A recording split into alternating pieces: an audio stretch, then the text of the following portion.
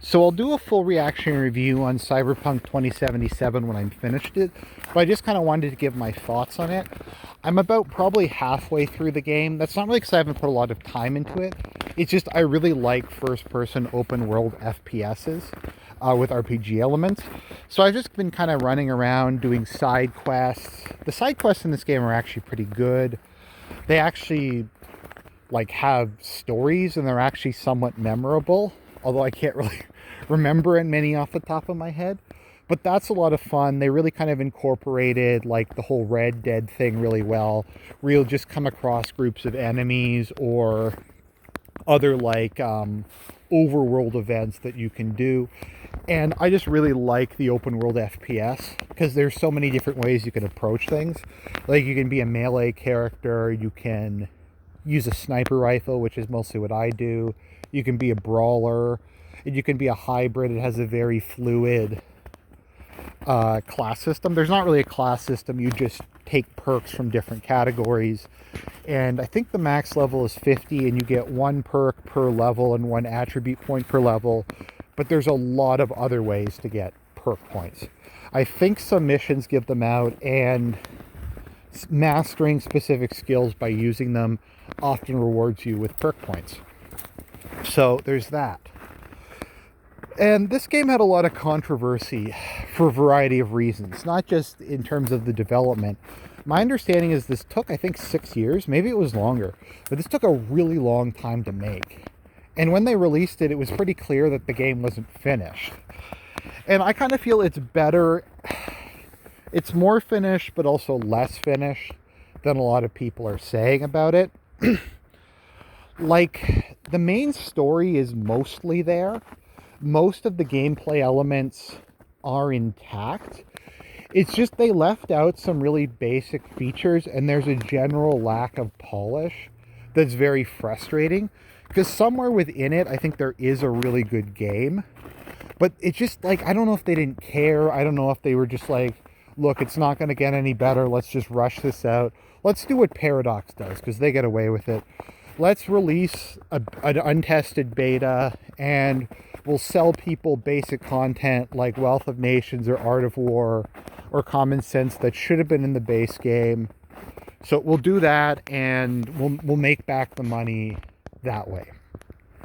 Or we'll just release patches after the game's out. And obviously, most games need patches, especially given how modern cycles work, where everything's digital download. Back when you used to have Command and Conquer games and stuff like that, there were patches, but I feel like the actual game they released was much better tested. And I think they would incorporate the updates into the discs as they sold them. So I don't know what they were thinking, if they just wanted to make money, if they just gave up. But this game is really buggy. And it's probably more buggy than just about any game I've ever played, with maybe the possible exception of Stalker or something. But Stalker's an indie game developed by some random guys in the Ukraine that was a sleeper hit.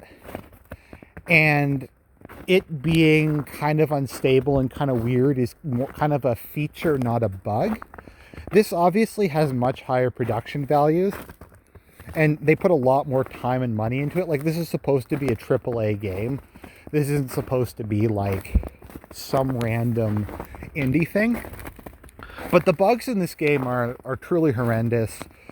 I'd say about a quarter to a third of the time I die, it's from a bug. So, what will happen is I'll get stuck on a wall, or I'll fall through a wall and die. That's happened to me a number of times. There's something I posted on my Twitter before it got suspended that was just a hole. The wall didn't load or something. So there was just the doorway to nothingness. There was a doorway to nothingness where you could just fall through Night City into the abyss. And I've done things where I've crawled under stuff and I've clipped through it, and then I got stuck on it, and I had to try to kill myself, and then I just had to reload because I couldn't kill myself because I was stuck in midair or something and my grenades were disabled. And that's just kind of like the typical stuff that you have in this game. Sometimes what happens is, because this game has a physics engine and stuff hits you proportional to its speed, it'll lag, or specific objects will lag, particularly cars. And then once the game engine catches up, it'll just teleport right into you and kill you in one shot. There's also exploding cars, which I guess is just supposed to be part of the game, but they just explode too much and they're insta-kill, and they're really, really annoying. And it doesn't really make a lot of sense. That happens with enemies. Sometimes enemies will like teleport into you and you die from that. It's just a large proportion of the deaths and the difficulty in this game is because of that. The driving is also truly horrendous. Probably the worst driving I've ever played in at least like a 3D or modern game. The driving is so incredibly bad. The races are just horrible. So you have to do street racing in this game, and the street racing is fucking atrocious. The motorcycles actually handle pretty well, but the cars will just fishtail. If you press if you slightly tap the left or right button, they will just fishtail and they will spin around and they'll smash into stuff, and the police will chase you down, and just getting around the city can kind of be a nightmare. So I mostly just run around the city if I don't have a fast travel point unlocked, because I like fighting the random waves of enemies. And I think that the combat is probably this game's strongest feature, aside from the writing, characters, and story, which are actually pretty good. It's once again, it's kind of too bad because there is a really excellent game somewhere in here. It's just not finished. It's nowhere near finished. They shouldn't have released it. Like, the pop-in textures are absolutely horrible. If you don't know what a pop-in texture is you just see the model and there's no texture at it, and then it just completely loads it all at once, and it literally just appears. And that happens a lot in this game. I have a really good computer.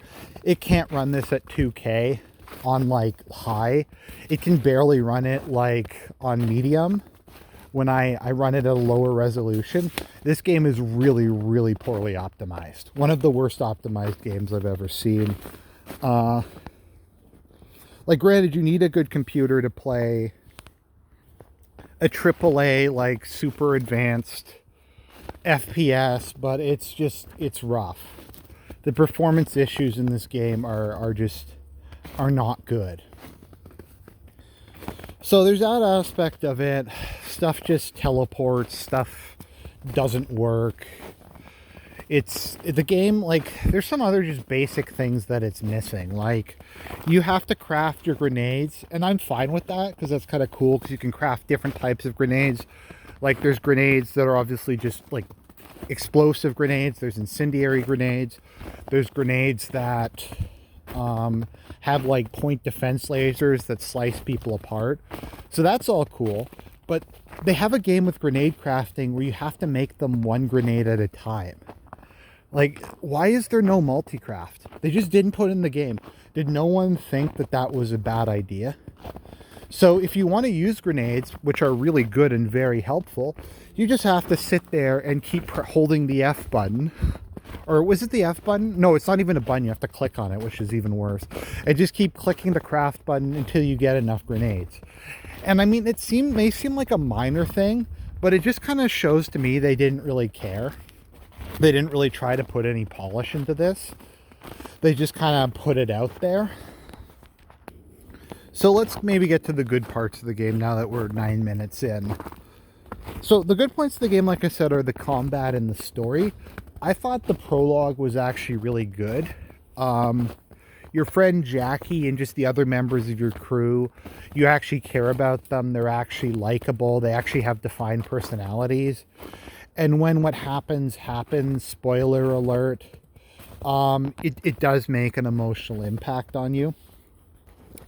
It's also kind of interesting because I thought that Keanu Reeves was going to be a minor part of this game, but he's actually like a main character. He probably has the most dialogue of any character in the game, and he's just kind of constantly making snarky comments. I don't like him. I just find his character is a dick that doesn't really have any substance. I'm sure he gets more later, but like the flashback levels where you have to play as him are truly horrible. I don't enjoy them. It really pisses me off whenever I have to play one of them. I'm sure some people like him and like the flashback levels, but I'm not one of them. I think they're awful. So there's that. Overall, though, the story's pretty good. I like most of the characters. I haven't gotten super far in it, just because I've been doing side quests and stuff like that. A lot of the side quests are pretty neat. Like, the one that really stands out to me is there's a father and son who sense memories of, like, raping and killing children. So it's not part of the quest to kill them, but I did kill them. For being degenerates. And I've done that for a couple. Like, there's one where you have to rescue a Buddhist monk, and they ask you to do the level without killing anyone because they don't believe in that. And there's just kind of a lot of missions like that where, like, one guy hires you to try to sniff out adultery, like figure out if his wife is committing adultery. Just a lot of them. Like, I like Pan Am a lot. There's only 4 romance options in the game, like actual ones, and then there's a couple just one night stands. The sex scenes are truly horrible and disturbing, and yeah. One of kind of the funny things is you choose your genitals in this game, and you could have a circumcised or uncircumcised penis. So they made a big deal that there's not going to be a gender option in this game, but there is a gender option in this game. And it's just like male or female voice. And if you pick the male voice, then the characters all refer to the main character as being male. And if you pick the female voice, all the characters refer to the main character as being female. And there's some homosexual romances and there's some heterosexual ones.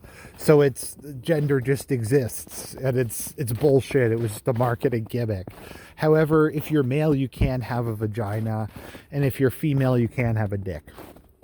So, I mean, there's that, and that might actually be one of the major selling points of this game, is you can pull out some classic dick girl action, which really makes this an anime game. So there's that aspect to it. The combat I actually really like, because there's so many different ways to play it. There's a pretty good variety of weapons. It's a bit kind of like Mass Effect. You have the sniper rifle, you have assault rifles, you have submachine guns, you have shotguns. Then there's bladed weapons like axes, katanas, knives, shock weapons. There's a number of different things. There's also a lot of body part upgrades you can get, and you can get fiber wire, which is kind of cool, which is kind of like Walter from Hellsing, where you have like filament wires that cut people apart. Then there's the other one I use, which is mantis blades, where just these blades pop out of your arms, and I think they scale with your level, so you don't have to, because you only get 3 weapon slots, which I think is pretty lame. And there's not like a sidearm slot like in some games. So if you want to use a katana, you have to take up one of your precious slots. Like, for my part, what I would want is to be able to equip a sniper rifle, a katana, a shotgun of some description, and a assault rifle or precision rifle. So I'd probably want 4 weapon slots, but you're just not allowed to have that for some reason. But something that irritates me in a lot of games. Although in this game there's more I don't know, I guess because like in Metro Exodus you could only carry 2 guns and your shitty air gun. But to me that's kind of different, because that's like a survival horror scavenger game. And it kind of makes sense within, like I said, what they were going for. Whereas in this game, it's just kind of shitty. But yeah, so there's a lot of different ways you can go about it. You can get up close and personal, and you can just beat people down with your bare hands. You can cut people up with katanas. Bladed weapons actually do a lot of damage in this game, so that's very viable. Stealth is fairly viable. It's not bad stealth compared to a lot of games. Generally speaking, I have a heavy sniper rifle. I call it an anti-material rifle because it looks a bit like a Barrett 50 cal. It makes an extremely loud bang when you fire it, and it does a fuck ton of damage. Like, it kills almost all regular enemies, even elite enemies, in one shot from distance. So I appreciate that. The submachine guns are not bad. You get perks that make reloading almost instantaneous. There are light machine guns. I haven't really used them though. You can also go with more of a caster build using quick hacks. So quick hacks, you can use them for stealth. So you can like reset enemies. You can make them temporarily blind. You can make it so that they lose kind of focus and they go out of alert mode. You can do things like overload them, that does burning or shock damage or something like that. That's a perfectly viable build.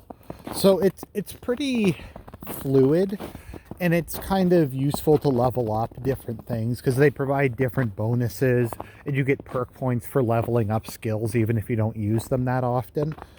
Or like I said, just other passive bonuses. In general, I think I mainly level up, what's it again? Reflexes and technical ability, because there's a lot of things you have to hack in this game.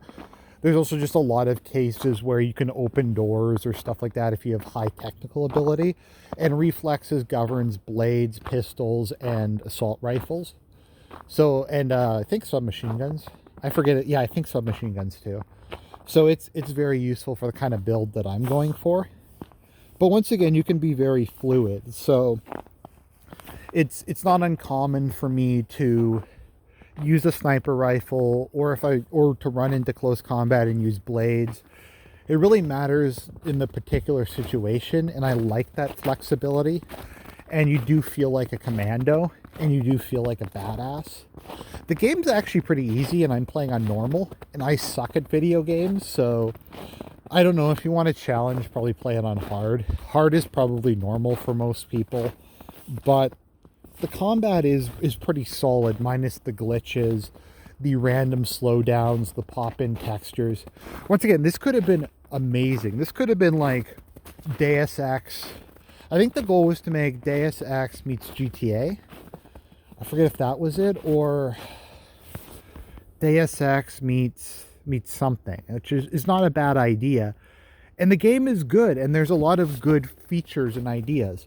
Like, because this is the future, you have self-driving cars. So while there's no autopilot, if you press the V key, then your ride just shows up. Your ride drives to you, and that's amazing. So you can just call it wherever you are in the game. And that's really good for transportation and just getting around. There's a pretty good placement of fast travel, which is once again excellent. It just needed some more polish, but I guess they just either didn't want to or they couldn't. So it's kind of going to remain a flawed masterpiece. Maybe you can come back to it in a couple of years and it'll be the game that it should have been. But for the moment, I get the people who are pissed off about it. I'm not sure if it's buggy or performs worse on consoles. I mean, if it can't perform well on my computer, which is more powerful than a console, I'd imagine it's got to be really bad on the consoles. It's got to be really rough. But overall, it's kind of a mixed bag. Very disappointing. Could have been much, much better, but I don't regret buying it, and I'm still going to finish it, and I'm enjoying it. It's just, once again, kind of sad.